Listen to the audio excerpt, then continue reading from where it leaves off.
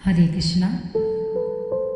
भगवान कहते हैं, हे प्रथानंदन, अनन्य चित्त वाला जो मनुष्य मेरा नित्य निरंतर स्मरण करता है, उस नित्य निरंतर मुझ में लगे हुए योगी के लिए मैं सुलभ हूँ।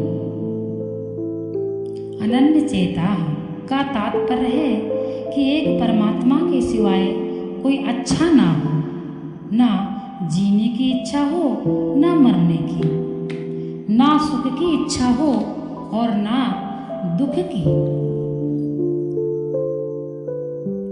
प्रातः नींद खुलने से लेकर रात्रि नींद आने तक स्मरण करें और नित्यशः यानी कि नित्य आज से लेकर मृत्यु आने तक स्मरण करें। इसी प्रकार ये तीन बातें होने से भगवान सुलभ हो जाते हैं। तात्पर्य है कि निरंतर एक ही आवश्यकता रहे, एक ही भूख रहे, एक ही जागृति रहे कि भगवान कैसे मिले। जहाँ एक वृत्ति हुई कि प्राप्ति हुई, दूसरी वृत्ति होगी तो बाधा होगी, बाधा लगेगी। एक वृत्ति होने में कोई कठिनता भी नहीं है, कारण कि एक परमात्मा के सिवाय दूसरी कोई वस्तु टिकने वाली है ही नहीं। फिर उसमें आसक्ति कैसे टिकेगी, वृत्ति कहाँ जाएगी।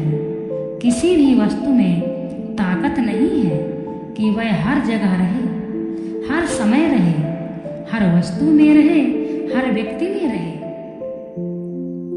हर अवस्था में रहे, हर परिस्थिति में रहे।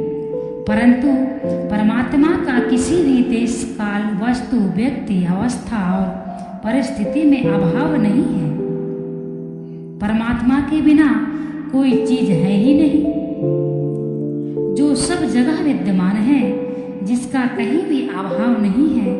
उसकी प्राप्ति में देरी का कारण यही है कि उसको हम चाहते नहीं।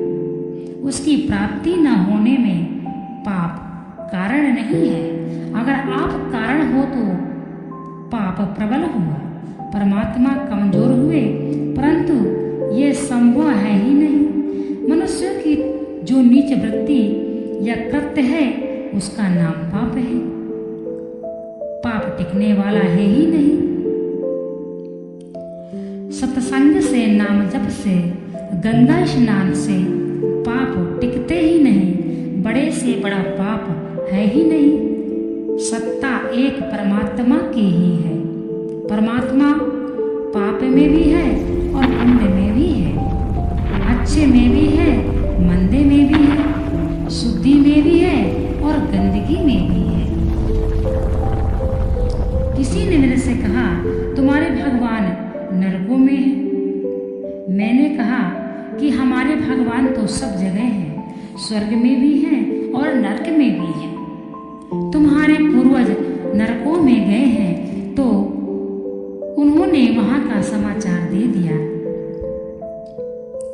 भगवान से खाली जगह कोई हो ही नहीं सकती। वे सब जगह ही परिपूर्ण हैं। केवल उनकी प्राप्ति की इच्छा हो, साथ में कोई दूसरी इच्छा ना हो तो एक दिन, 2 दिन भले ही लग जाए, उनकी प्राप्ति जरूर होगी। भगवान के सिवाय हमारे को ना धन चाहिए, ना संपत्ति चाहिए और ना वाह चाहिए, ना आदर चाहिए, ना सत्कार चाहिए, ना महिमा चाहिए। और कुछ चाहिए तो भगवत प्राप्ति जरूर हो जाएगी, इसमें संदेह नहीं है। परमात्मा कैसे मिले, इस बात की जागृति हरदम रहेगी तो परमात्मा कैसे छिपे रहे। भूख लगे तो खा लें, प्यास लगे तो जल पी लें, नींद आए तो सो जाए। हठ नहीं करना है, भोजन में स्वाद सुख नहीं लेना है, जल पीने में सुख नहीं लेना है, सोने में सुख नहीं लेना है। जैसे रोग होने पर दवा लेते हैं, ऐसे ही भूख लगने पर रोटी खा लें। दवा लेने में सुख थोड़े ही लेते हैं, दवा में रुचि थोड़े ही होती है। इच्छा केवल परमात्मा की ही रहे, इसमें सुगम साधन और क्या होगा। दूसरी इच्छाएं साथ में रखते हैं, यही बाधा है।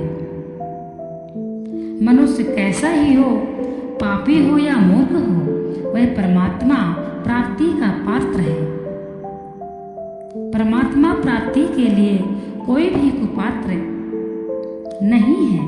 केवल एक ही लालसा होनी चाहिए, दूसरी लालसा ही बाधक है।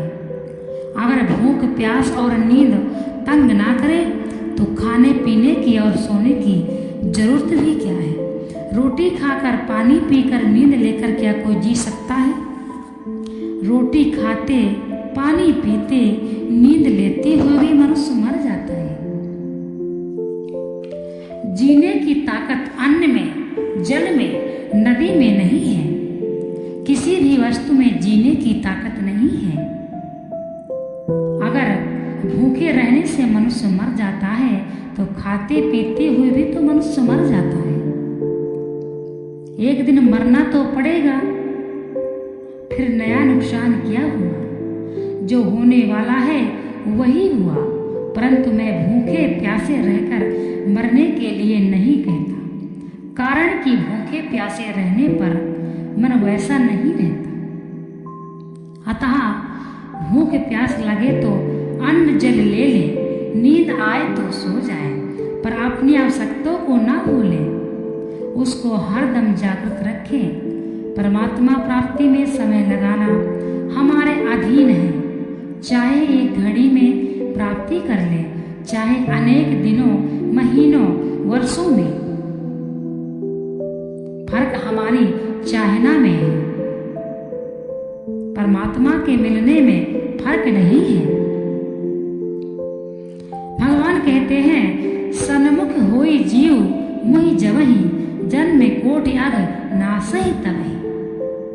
भगवान के सम्मुख हो जाएं तो करोड़ों जन्मों के पाप उसी समय, उसी क्षण नष्ट हो जाएंगे। पापों में, दुराचारों में, अवगुणों में ताकत नहीं है कि वे भगवान को रोक दें। भगवान को रोकने की ताकत किसी में हो ही नहीं सकती। अगर कोई भगवान को रोक दे तो वे अपने, अगर कोई भगवान को रोकने की ताकत रखता है तो उसको भगवान की जरूरत ही क्या है?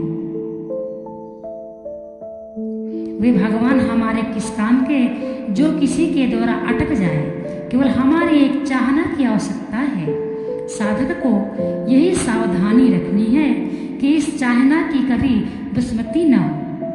फिर भागवत प्राप्ति में कठिनता है और देरी नहीं रहेगी, परंतु जो हमारी चाहना है उसमें कभी विस्मृति न हो।